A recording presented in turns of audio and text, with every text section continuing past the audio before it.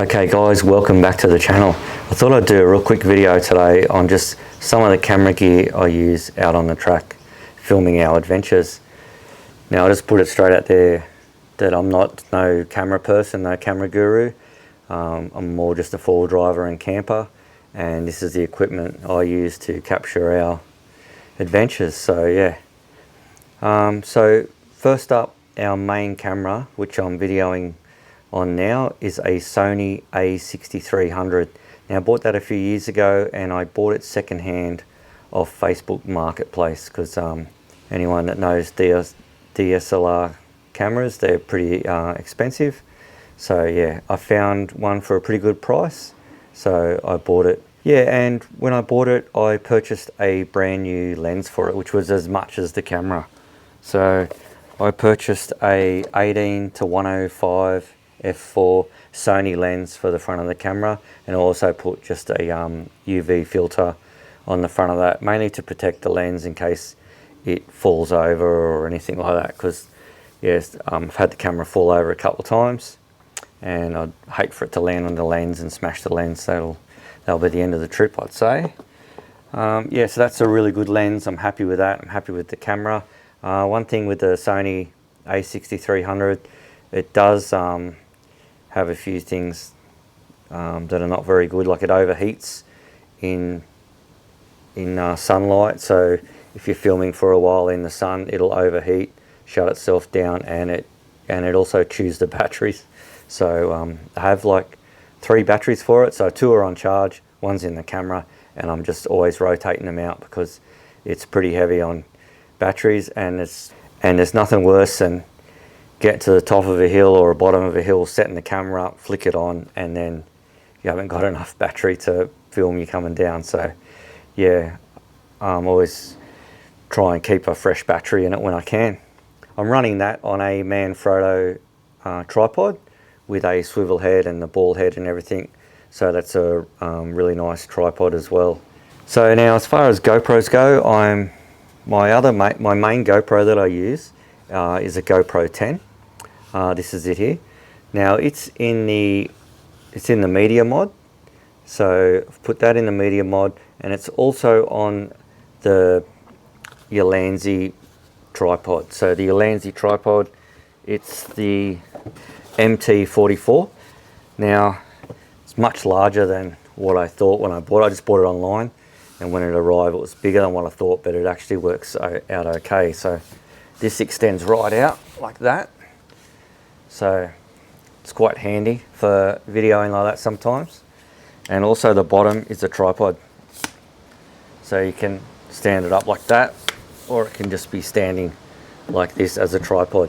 Now when it's all the way up, it is quite unstable with the smaller base, so you have to be careful where you set it up, but it works fine if you make sure it's okay. It has full swivel ball head here, so you can adjust this however you want it around, get it nice and level. And of course it has a bit of movement there as well where the GoPro mounts. Yeah, so this is really good. I do a lot of my slow-mos and time lapses with this one. Yeah, the GoPro 10 seems to be working pretty good for me at the moment. So my second GoPro is a GoPro 9. Now I don't use this much anymore. It's on an old Joby tripod. I bought the 10 because this 9 was playing up, but I've since updated this 9 a couple of times and it seems to be working a lot better now. But don't tend to use this one that much at all. Yeah, although this one I can get wet because it's not in the media mod. The other one you can't submerge. So even though this one it'll get splashed with mud and everything like that, you can't really submerge this in the, now it's in the media mod, but this one you can. So the 9 I'm not really using that much, but still just handy to have a backup GoPro. The other one I have is a GoPro 8. Now this one is on a 3-footed monster. This little 3-footed monster is an awesome bit of gear. Now this has 3 magnetic feet on the bottom. They're rubberized, so it's safe to put on your paint.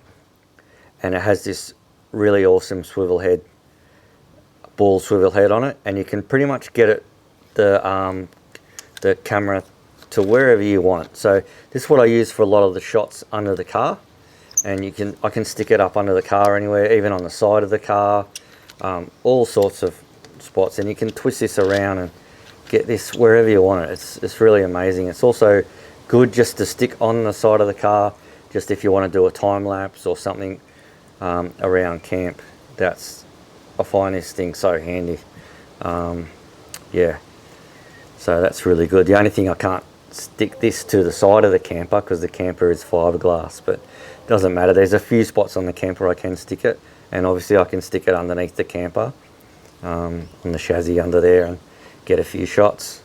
So yeah, I really rate this. The microphone that I'm using now is the DJI mics, and they come in this handy little case. So there's a battery in this case, and when you put them back in, you can it'll recharge them.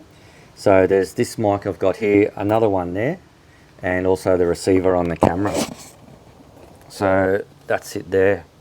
So normally on this Sony a6300, I just normally run this mic, which is the Rode Video Pro mic, and I run a dead cat on it. It's a really good mic. Has its own internal battery, which you have to remember to charge up. I've forgotten to do that a few times and it's caught me out. But this guy is a really good mic. It can pick up picks up the noise probably too well, I'd say, sometimes. But yeah, great for around camp.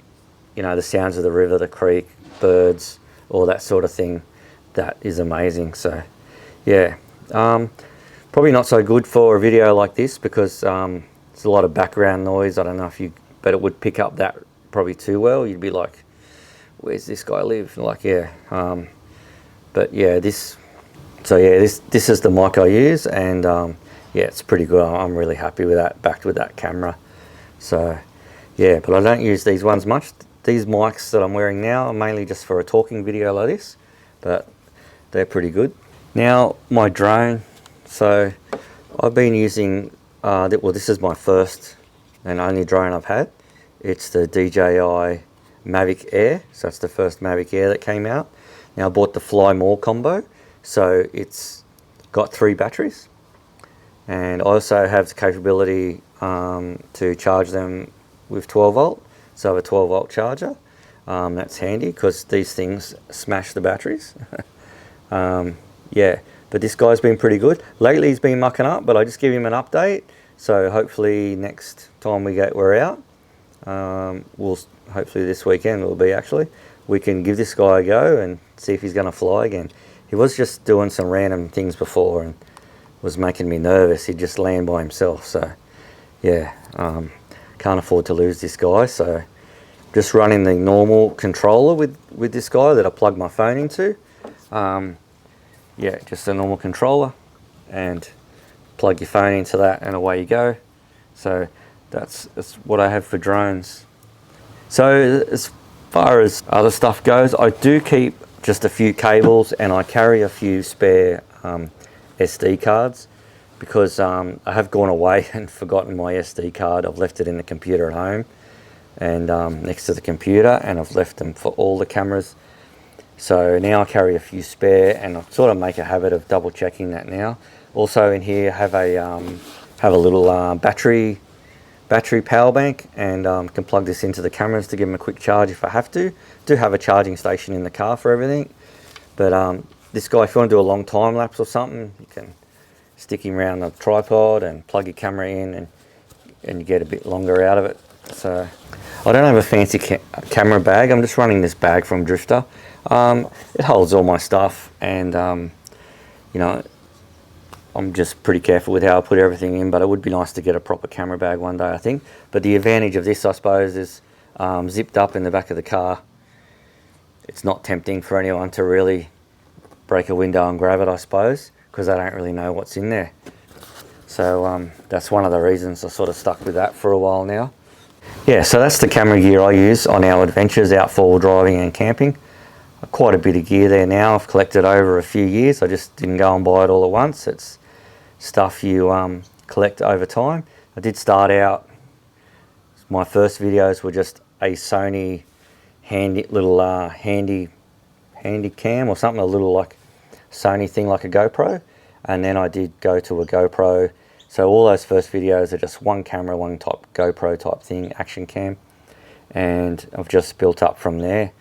And as far as editing goes, I'm just using a MacBook Pro and just editing with the iMovie program that's already on there.